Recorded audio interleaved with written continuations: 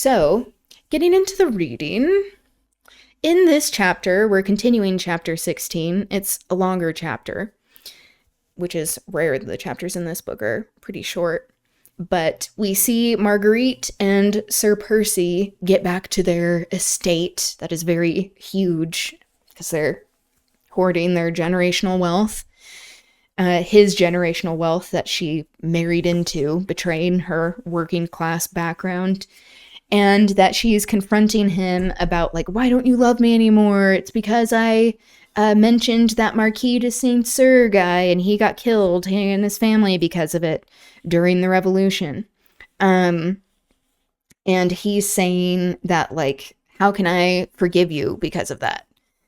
Because he cares about the ruling class and not about the working class.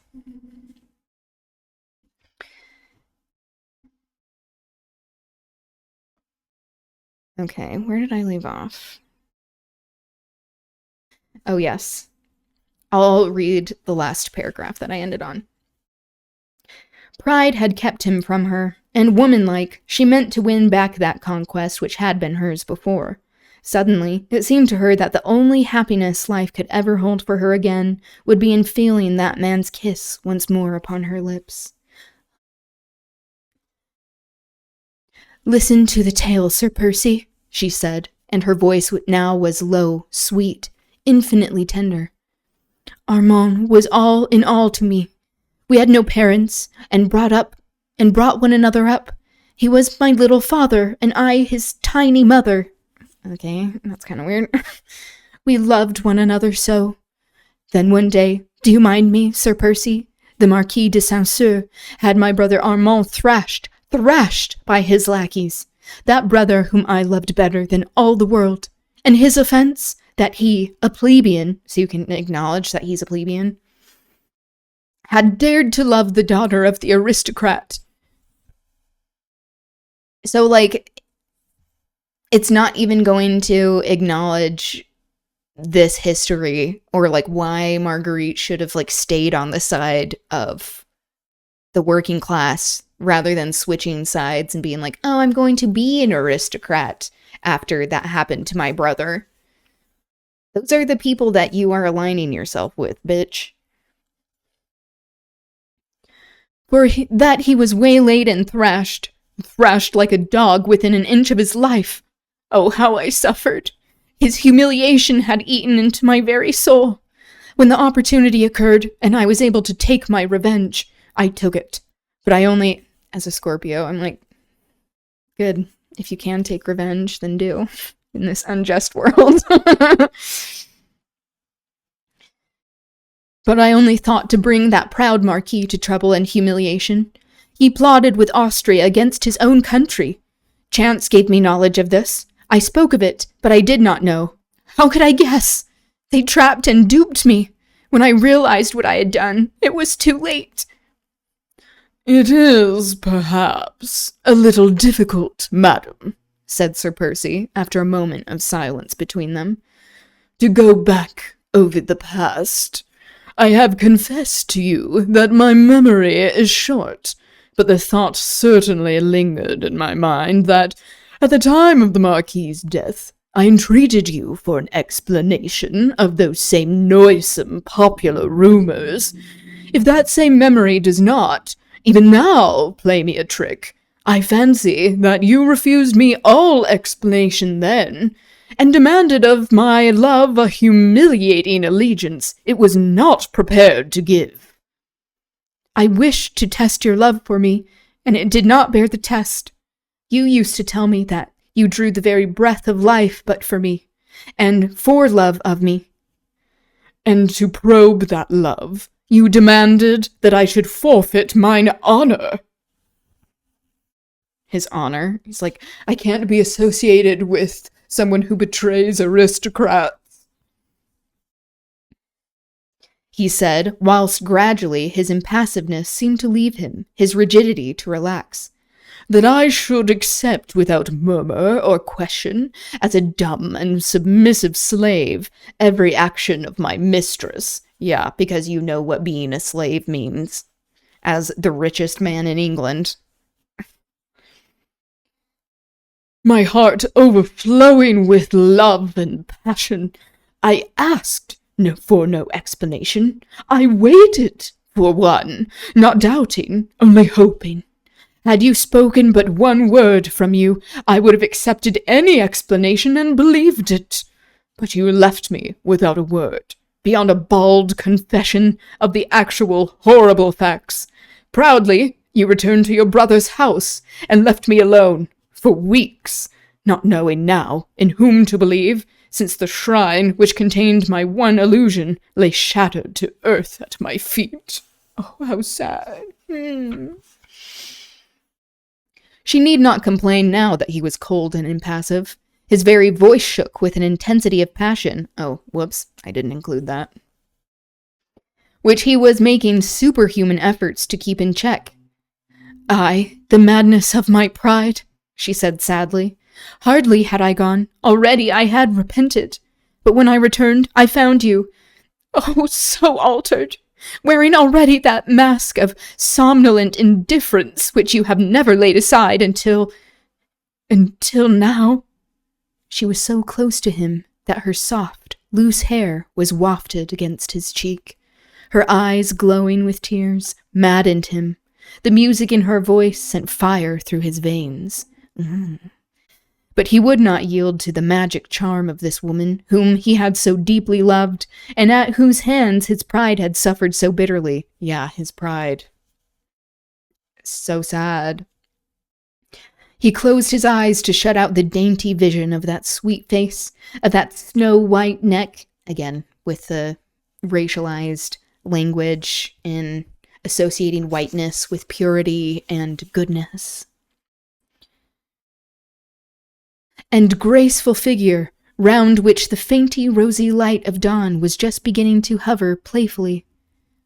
"Nay, madam, it is no mask," he said icily. "I swore to you once that my life was yours.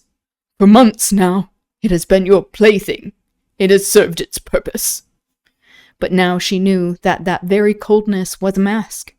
The trouble, the sorrow she had gone through last night, suddenly came back to her mind, but no longer with bitterness, rather with a feeling that this man who loved her would help her to bear the burden.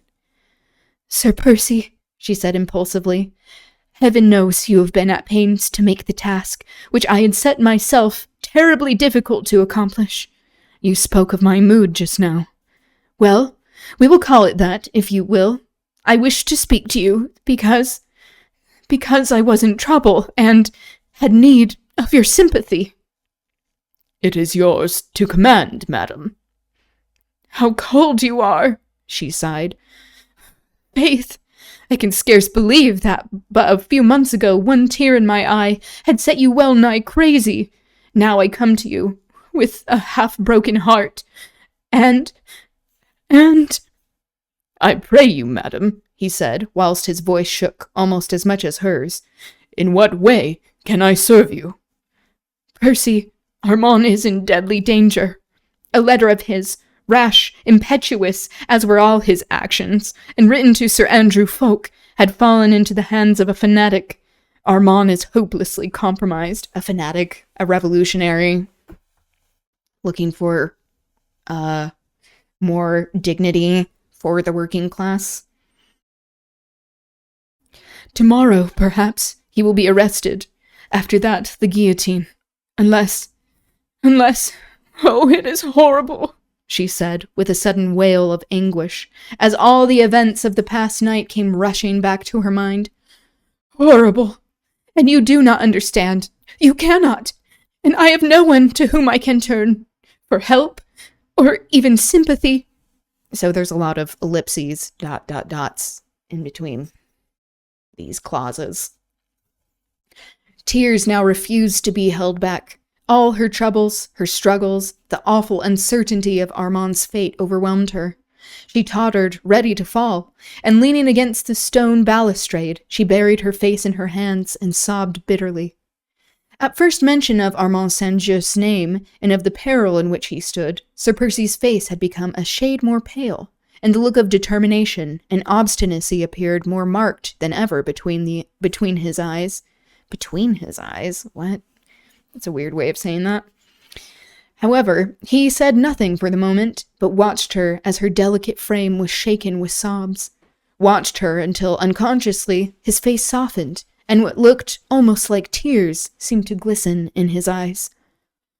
"And so," he said with bitter sarcasm, "the murderous dog of the revolution is turning upon the very hands that fed it? Begad, madam," he added very gently, as Marguerite continued to sob hysterically. "Will you dry your tears? I never could bear to see a pretty woman cry."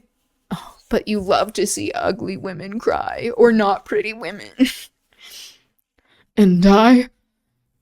Instinctively, with sudden, overmastering passion at sight of her helplessness and of her grief, he stretched out his arms, and the next would have seized her and held her to him, protected from every evil with his very life, his very heart's blood.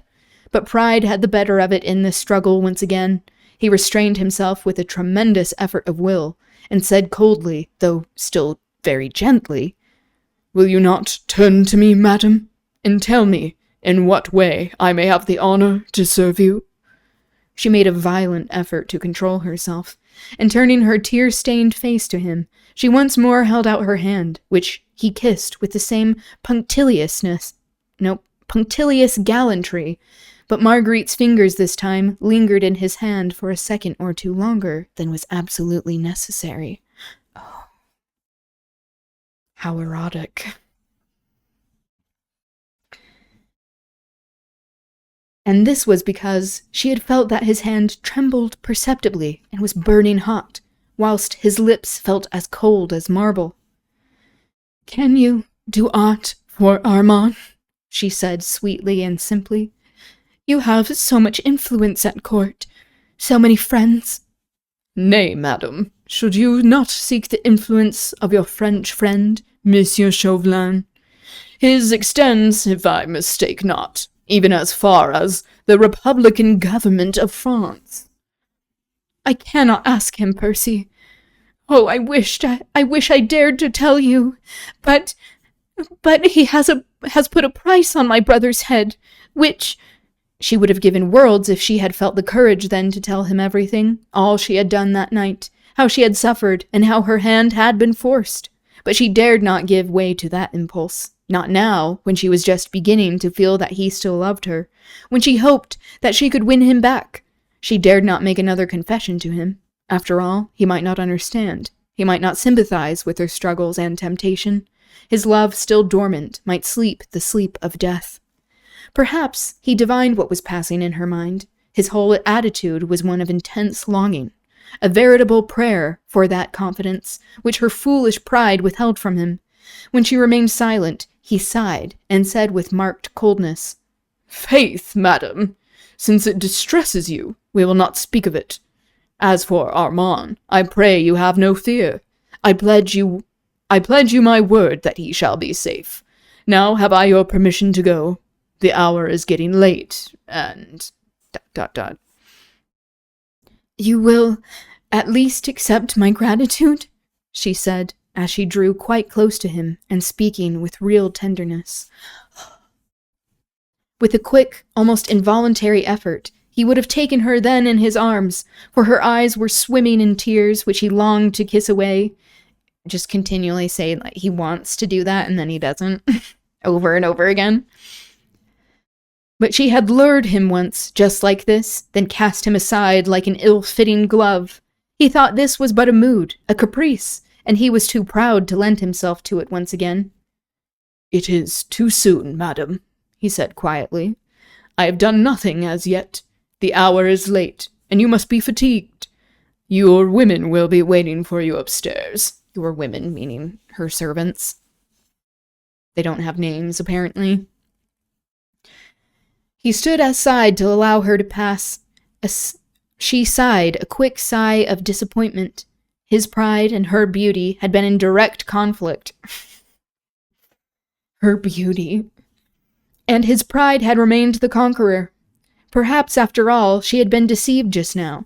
It's so funny, because, like, these strict gender roles, especially in upholding this aristocracy, aristocratic norms, that are very patriarchal, that it's not his pride and her plight, not his pride and her vulnerability or beseeching his help. Rather, it's her beauty.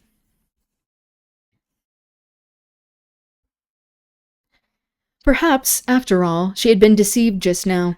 What she took to be the light of love in his eyes might only have been the passion of pride, or, who knows, hatred instead of love. She stood looking at him for a moment or two longer. He was again as rigid, as impassive as before.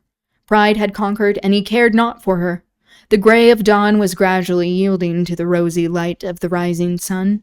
Birds began to twitter. Nature awakened, smiling in happy response to the warmth of this glorious October morning. Only between these two hearts there lay a strong, impassable barrier, built up of pride on both sides. Oh, but I thought it was her beauty. Okay. Which neither of them cared to be the first to demolish. He had bent his tall figure in a low, ceremonious bow as she finally, with another bitter little sigh, began to mount the terrace steps. A lot of sighs in this book. The long train of her gold-embroidered gown swept the dead leaves off the steps, making a faint, harmonious shh, shh, shh, as she glided up, with one hand resting on the balustrade, the rosy light of dawn making an aureole of gold round her hair, and causing the rubies on her head and arms to sparkle. She reached the tall glass doors which led into the house. Before entering, she paused once again to look at him, hoping against hope to see his arms stretched out to her, and to hear his voice calling her back. But he had not moved. His massive figure looked the very personification of unbending pride, of fierce obstinacy. Baroness Orczy also uses a lot of the same words, doesn't change up her word choice. Hot tears again surged to her eyes, and as she would not let him see them, she turned quickly within and ran as fast as she could up to her own rooms. Had she but turned back then, and looked out once more onto the rose-lit garden, she would have seen that which would have made her own suffering seem but light and easy to bear. A strong man, overwhelmed with his own passion and his own despair. Pride had given way at last. Obstinacy was gone. The will was powerless. He was but a man blindly and madly, passionately in love, and as soon as her light footsteps had died away within the house, he knelt down upon the terrace steps, and in the very madness of his love he kissed one by one the places where her small foot had trodden, and the stone balustrade there where her tiny hand had rested last. So, very melodramatic, but I remember reading that for the first time before I had gained more of class consciousness. That I was like, oh, that's so romantic that he'd be willing to kiss the ground that she walked on. But it's like, okay, maybe instead of like doing that, you could show your love by going and talking to her. Not like I care about them even working out with my now class consciousness and understanding how revolutionaries are portrayed as these cartoonish villains who are viewed as evil in their resistance to aristocratic violence and domination. So, that's that. That's going to be it for me tonight. Tomorrow, we will continue with more headlines, and then watch that FD Signifier video, and then get into more Indigenous resistance. Alright. Thank you for being here. I hope you have a good rest of your day, evening, wherever you are, and I will see you soon. Okay, bye!